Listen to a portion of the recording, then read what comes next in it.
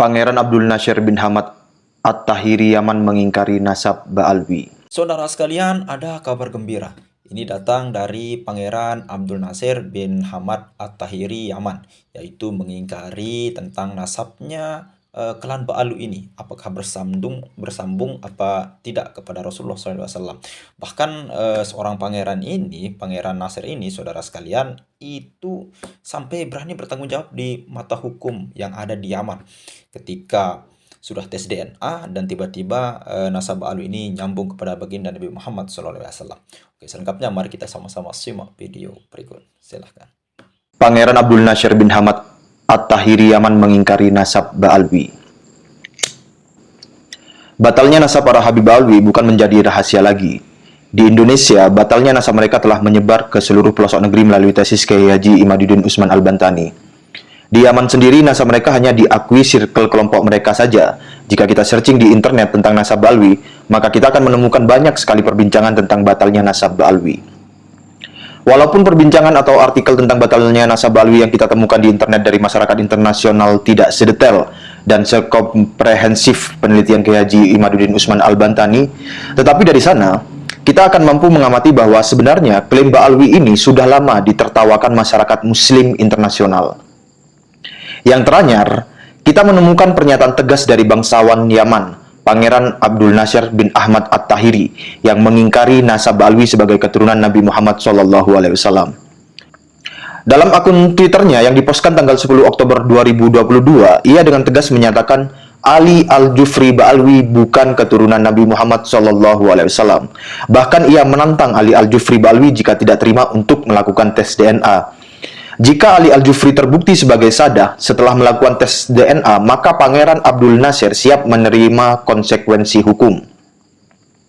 Pernyataan tegas Pangeran Abdul Nasir yang tidak mengakui Ali Al-Jufri sebagai keturunan Nabi itu bermula dari beredarnya video Ali Al-Jufri yang menyatakan bahwa cara memakai sorbannya merupakan ijazah turun-temurun kaum Ba'alwi dari ayah ke anak sampai kepada Nabi Muhammad SAW. Dalam pernyataannya itu, Pangeran Abdul Nasir berkata, "Sampaikan tweetku ini kepada Ali Al-Jufri. Saya, Pangeran Abdul Nasir bin Hamad bin Ahmad bin Ali bin Qasim bin Ahmad bin Al-Hasan bin Al-Haytami bin Amir bin Abdul Wahab At-Tahiri, cucu Sultan Al-Awazil, mengingkari nasab Ali Al-Jufri sebagai keturunan ahli bait Nabi. Dan jika nasabnya telah sahih setelah tes DNA, saya siap menanggung konsekuensi hukum." Perhatikan bagaimana tegas dan lugas pengingkaran Pangeran Abdul Nasir terhadap nasab Ali Al-Jufri Ba'alwi. Dan perhatikan pula ketika ia menyebutkan nasabnya yang tersambung kepada Sultan Awazil dari dinasti At-Tahiriyah di Aden, Yaman. Hal tersebut ia lakukan untuk mengatakan bahwa ia, Pangeran Abdul Nasir, seorang keturunan Sultan di Yaman yang nyata sebagai kaum bangsawan yang tercatat dalam sejarah Yaman, tidak mengakui Ali Al-Jufri Ba'alwi sebagai keturunan Nabi. Sultanah Awazil adalah kesultanan di Yaman yang memerintah di Aden pada tahun 1197 Hijriah. Para raja Sultanah Awazil sendiri adalah keturunan dari Sultan Abdul Wahab Al-Mansur At-Tahiri dari dinasti At-Tahiri yang memerintah di Yaman pada tahun 855 Hijriah. Berbagi daerah kekuasaan dengan dinasti Zaidiyah yang berpusat di Shan'a. Dinasti penguasa Yaman yaitu dinasti Tahiriyah. Pada abad ke-9 Hijriah, yaitu abad di mana Ba'alwi mulai mengaku sebagai keturunan Nabi, hari ini keturunannya tidak mengakui Ba'alwi sebagai keturunan Nabi Muhammad SAW. Ini membuktikan bahwa klaim Ba'alwi sebagai keturunan Nabi itu sebenarnya diingkari orang-orang Yaman semenjak mereka mulai mengaku, dan pengingkaran itu berlanjut sampai hari ini. Hal ini menambah deretan informasi ke hadapan publik bahwa batalnya nasab Ba'alwi adalah sebuah kebenaran, dan mengingkari kebenaran itu adalah sebuah kedunguan yang nyata. Alami sebagai cucu Nabi, dosa besar, dambun kabir.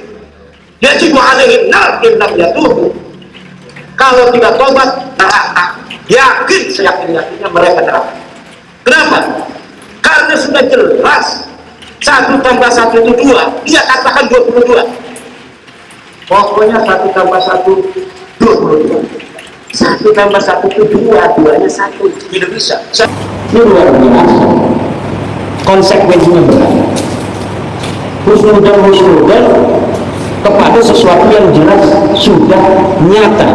La ibrata bil dhannil bayyini khata'u. Tidak bisa dihitung dzan yang sudah nyata salahnya. Balawi bukan cucu Nabi ini sudah nyata salahnya, sudah jelas terputus, kitabnya tidak ada, nasabnya bukan orang Arab. Kenapa masih menerima Balawi sebagai cucu Nabi? Kecuali mereka memang ingin menyakiti baginda Nabi Muhammad SAW. Kalau tidak, tolak sebelum mati. Sebelum mati masih saja membela-bela. Yukhafu alaihi su'ul khatimah. Yukhafu alaihi su'ul khatimah illam yatub. Liman qabila anna ba'dawi min dini Rasulillah yukhafu alaihi su'ul khatimah illam yatub. Tub halam, tub halam, tub halam. InsyaAllah yukfarlah. Kalau tidak tobat bahaya itu. Kecuali belum ada dalil. Dulu orang-orang tua kita insya Allah masuk surga. Dulu sebelum tahun 2022, orang yang mengakui Balawi sebagai cucu Nabi mati mengakui Balawi cucu Nabi, insya Allah diampuni. Tapi setelah tahun 2022, siapa saja yang mengakui Balawi sebagai cucu Nabi kemudian dia mati dalam keadaan membela Balawi sebagai pengakuan sebagai cucu Nabi, yuhafu alaihi su'ul khatimah. Bahaya urusannya ini. Oke, saudara sekalian, itu ya tadi secara singkatnya dibahas oleh Kang Rifki Zulkarnain atau Bang Z ya, dimana membacakan tulisan beliau sendiri tentang bagaimana Pangeran Abdul Nasir ini tiba-tiba berawal dari sebuah video yang memang datang dari seorang Habib ya, saudara sekalian, yang memang mengatakan dirinya bahwasanya nasab mereka atau nasab dia itu rantai emas menyambung kepada baginda Nabi Muhammad SAW. Nah, ada video menarik juga dari Gus Aziz Jazuli membahas tentang tulisan daripada Bang Z ini secara lengkapnya. Bahkan dari pemutaran video dari seorang Habib ini ya memang Habib ini kita tidak perlu sebut namanya, saudara sekalian. Ini digadang-gadang Habib yang paling mirip katanya, kata Ba'alwi, paling mirip dengan baginda Nabi Muhammad SAW. Baik itu mukanya, lalu kemudian cara berpakaiannya dan cara bersorbannya. Oke, selengkapnya mari kita sama-sama simak apa yang disampaikan oleh Gus Aziz Jazuli. Silahkan. Sampai Pangeran Yaman Abdul Nasir Al-Auzali atau At-Tahiri itu ingkari nasabnya oleh Abdul Nasir Al-Auzali. Nah, coba kita lihat ya. Tentu berawal dari sebuah video, sebuah ceramah.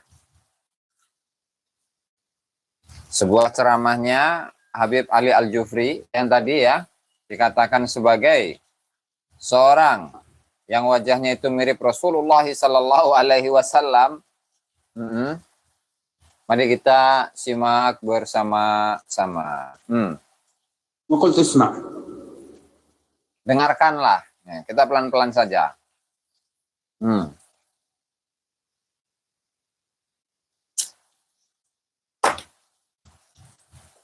Dengarkanlah, Cina. Terus. Hadir imamah ini, udeng. Ya, udeng. إياها شيخ الحبيب عبد القادر السقاف. Saya ini imamah ini dipakaikan oleh guru saya yang bernama Abdul Qadir bin Ahmad As-Saqqaf. Terus. وألبسه خرقته بسنده أبوه أحمد بن عبد الرحمن السقاف. Dengan sanadnya itu bersambung kepada bapaknya Ahmad bin Abdurrahman As-Saqqaf. Terus. شيخه علي بن محمد الحبشي، عن شيخه أبي بكر بن عبد الله العطاس، عن شيخه الحسن بن صالح البحر الجفري، عن شيخه عمر بن سقاف الصافي السقاف، عن شيخه الحسن بن علي الجفري، عن شيخه أحمد بن زين الحبشي، عن شيخه عبد الله بن علوي الحداد، عن شيخه عمر بن عبد الرحمن العطاس، عن شيخه الحسين بن الشيخ أبي بكر بن سالم، عن شيخه الفخر الشيخ أبي بكر بن سالم، عن شيخه شهاب الدين الأكبر، عن أبيه عبد الرحمن بن علي، عن أبيه علي بن أبي بكر، عن أبيه أبي بكر بن عبد الرحمن السقاف، عن أبيه محمد بن علي مولى الدويلة، عن أبيه علي بن محمد، عن أبيه علي بن علوي، عن أبيه علوي الغيور، عن أبيه محمد الفقيه المقدم والأستاذ الأعظم، عن أبيه علي، عن أبيه محمد صاحب برباط، عن أبيه علي خالع قسم، عن أبيه علوي، عن أبيه محمد Jadi itu intinya adalah sanad yang bersambung dari bapak ke anak, atau secara umum adalah bisa aja nih Ki Banyu Biru ini wajah Rasulullah saya lupa. Kalau wajah aku saya ingat. Soalnya bisa dilihat di video Ki. Lanjut. Artinya apa? Imamah atau udeng ini yang didapat oleh Habib Ali Al-Jufri itu didapatkan dari riwayat-riwayatnya bapak ke anak, ke kakek, ke buyut, ke canggah, dan seterusnya. Sampai kepada Rasulullah SAW yang tidak dimiliki oleh siapapun kecuali dari kalangan Balawi. Gitu ya. Terus. أبيه عبيد علوي، عن أبيه عبيد الله، عن أبيه أحمد المهاجر، عن أبيه عيسى النقيب، عن أبيه محمد جمال الدين النقيب، عن أبيه علي العريضي، عن أخيه موسى الكاظم، عن أبيه جعفر الصادق، عن أبيه محمد الباقر، عن أبيه علي زين العابدين، عن أبيه الصدق الحسين، عن أبيه إمام الأولين والآخرين، باب مدينة العلم، علي بن أبي طالب، عن ابن عمه رسول الله صلى الله عليه وسلم. Luar biasa ya. Sampai kenceng gitu. Gitu. Ya, Kang Eko. Antum Al-Jufri, nenek moyangnya bin Aun. Terus.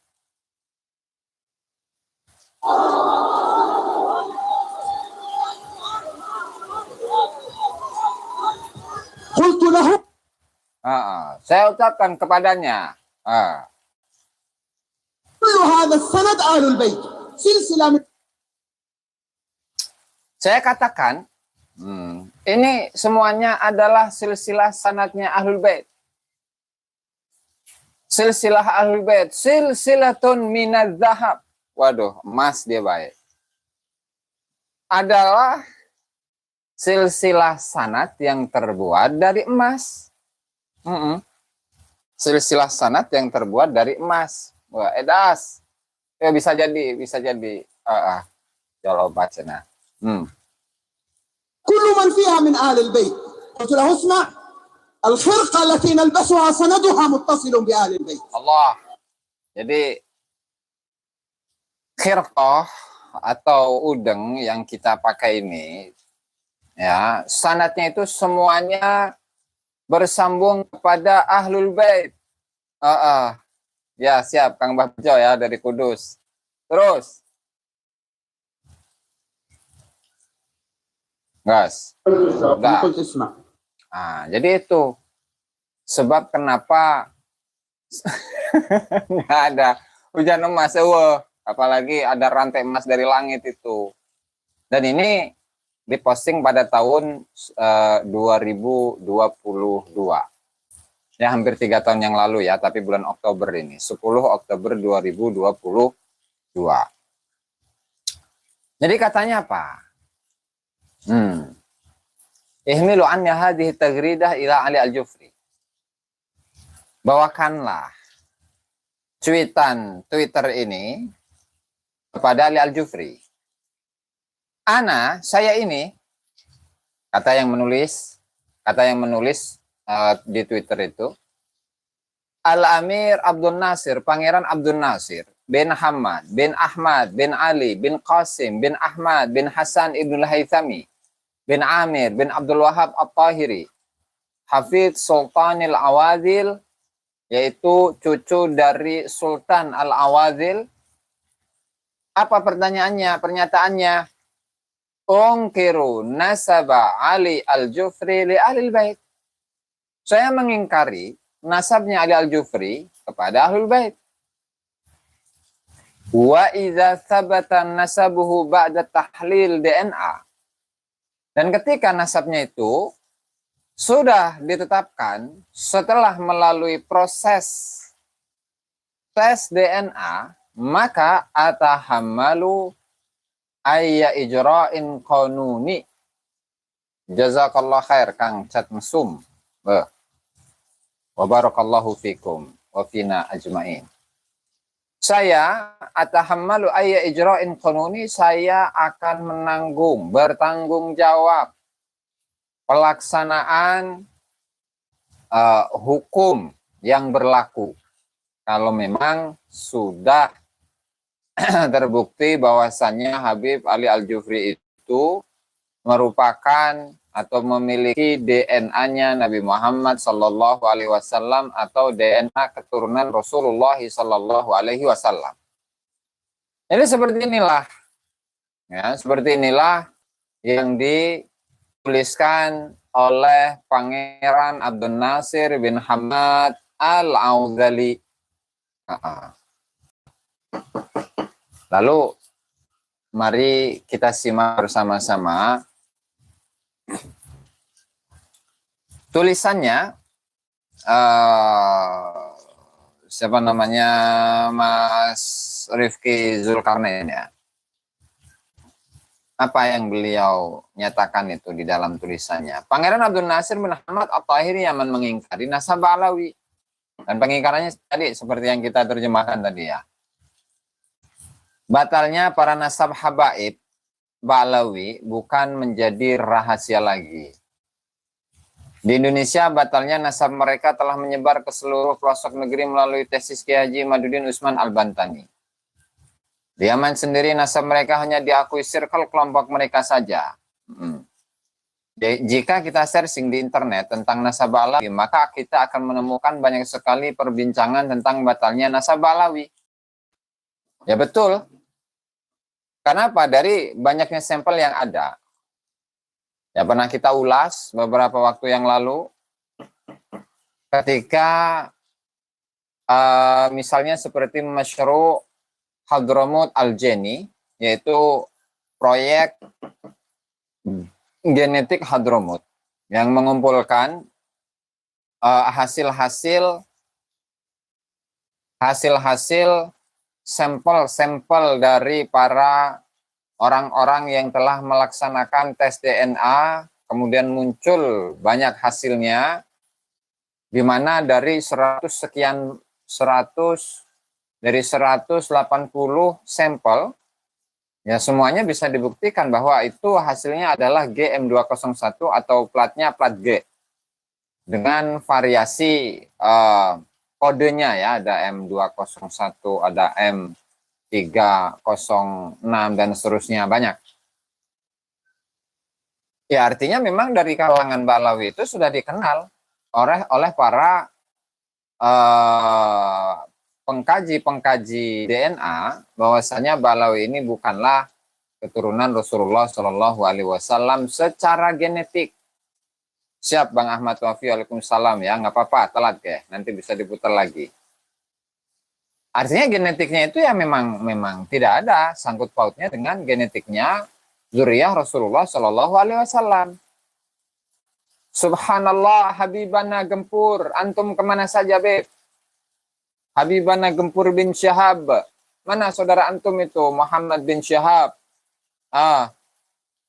Itu sepertinya lagi galau mungkin ya. Karena di mana-mana dibahas mulu.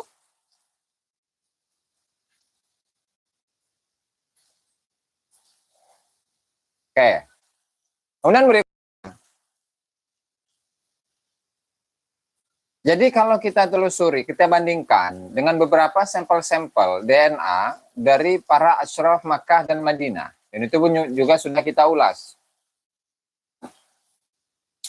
Para asyraf Madinah dari keluarga Abu Numay, dari keluarga bin Barkat, Al-Barkati, kemudian dari Al-Abdali, Al-Auni, dari keluarga, siapa lagi saya jadi lupa itu, yang sudah kita ulas juga. Dari keluarga Al-Abdali, Al-Auni, Al-Barkati, bin Barkat, Abu Numay, kemudian Al-Angqawi atau Al-Anggawi, dan lain sebagainya. Jadi semuanya itu hasilnya adalah J1. Hasilnya adalah J1, bukan G. Kan sudah pernah kita ulas bahwa G itu ya, melihat peta migrasinya, itu adalah dari Eropa Timur. Oh begitu, kata orang Rasulullah tidak memakai udeng-udeng seperti Ba'alawi. Itu ciri khas mereka, Ki. Itu ciri khas mereka, ciri khas Ba'alawi. Jadi ya kalau memang beritanya demikian bahwa Rasulullah itu tidak memakai udeng, tapi misalkan sorban cuma dilipatkan ke kepala, ditutupkan ke kepala saja, ya bisa jadi. Dan juga warnanya itu pun juga tidak melulu warna putih yang dipakai oleh Rasulullah, kadang hitam, kadang hijau. Tapi kalau merah nggak pakai kayaknya. Artinya ini sudah menjadi rahasia umum, apalagi bagi para pegiat DNA bahwasanya Balawi itu tidak bersambung kepada Rasulullah Shallallahu Alaihi Wasallam secara genetik. Nah, sehingga ketika menyikapi ini, Pangeran Abdul Nasir mengomentari, mengkritisi video yang beredar dari videonya Habib Ali Al-Jufri ketika menyampaikan bahwa khirqah udeng yang saya pakai ini itu bersanad dengan sanad yang bersambung kepada Rasulullah Shallallahu Alaihi Wasallam yang merupakan silsilatun minadz zahab, yang merupakan rantai dari emas, rantai sanad maksudnya. Rantai sanad yang terbuat dari emas. Karena semuanya adalah ahlul baitin Nabi. Karena semuanya adalah para keturunan Rasulullah Sallallahu Alaihi Wasallam. Jadi kalau bahasa kitanya itu pret gitu. Saya ingkar itu terhadap nasab itu, terhadap silsilah itu, kemudian nasab yang Anda miliki yang mengklaim keilmuannya selalu bersambung dari ayah, dari anak ke bapak, dari bapak ke bapaknya, ke bapaknya, ke bapaknya, sampai kepada Rasulullah Sallallahu Alaihi Wasallam. Saya ingkar itu. Kalau tidak percaya, ya maka silahkan tes DNA. Seandainya sekalipun jika sudah dites DNA, kemudian hasilnya adalah J1, kemudian masuk pada kode FGC 10500, atau L858 dan seterusnya, maka saya siap untuk mempertanggungjawabkan statement yang saya keluarkan di mata hukum yang berlaku di negara Yaman. Sampai seperti itu. Kenapa? Kesal barangkali.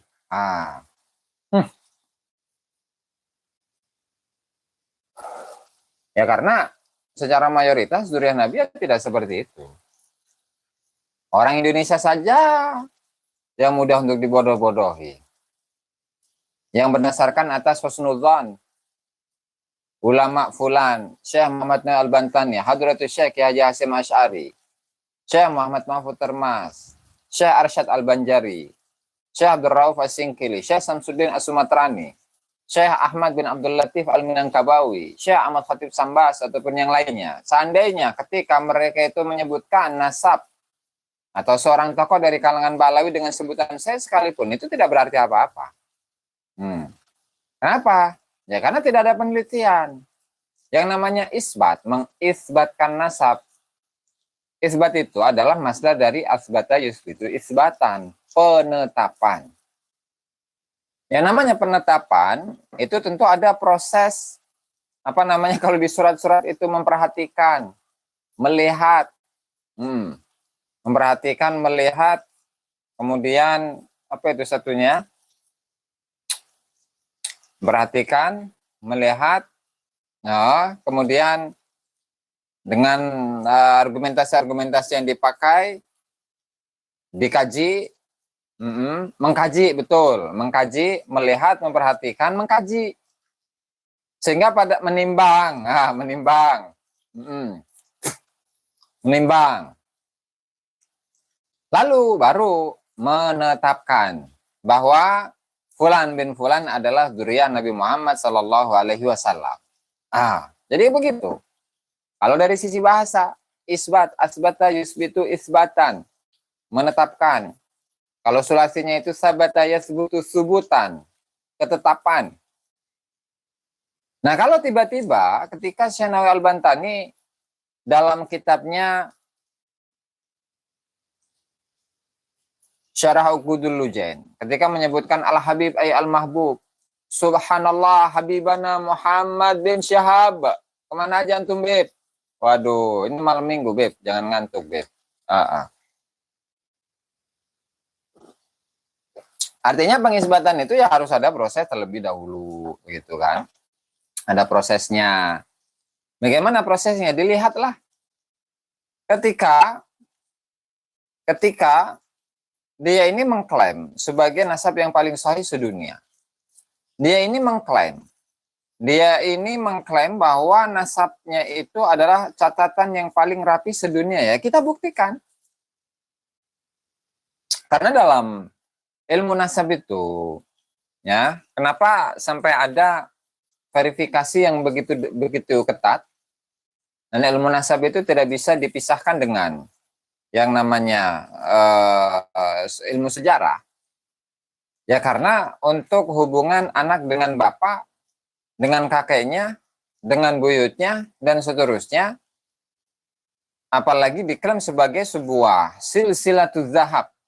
Nah, sebuah sanad atau ketersambungan nasab, ketersambungan sanad yang paling sahih sedunia. Itu tentu adalah klaim yang begitu luar biasa. Sehingga siapapun yang mengklaim, maka dalam sebuah hadis al-bayyinatu 'alal mudda'i, maka dia harus membuktikan. Al-bayyinatu 'alal mudda'i, pembuktian itu wajib dikeluarkan oleh orang yang mengklaim. Sehingga buktikan bahwasannya silsilah ini, sanad ini adalah sanad yang bersambung kepada Rasulullah. Buktikan bahwa nasab ini bersambung kepada Rasulullah. Bagaimana caranya? Ya lihat antara satu tobakoh kepada tobakoh yang lain, kepada tobakoh yang berikutnya, ke atasnya, terus sampai kepada Rasulullah Shallallahu Alaihi Wasallam. Kemudian dibandingkan dengan apa? Dengan pengaruhnya di masyarakat, pengaruh masyarakat kepada dirinya. Memverifikasi tokoh ini apakah benar ada di masa lalu atau tidak. Nah, sehingga ketika itu diaplikasikan dalam memverifikasi nasab dari sudut pandang sejarah yang membutuhkan kepada data sezaman, ya, maka barulah itu bisa disematkan bahwasannya nasab Ba'lawi itu adalah sebuah nasab yang paling sahih sedunia.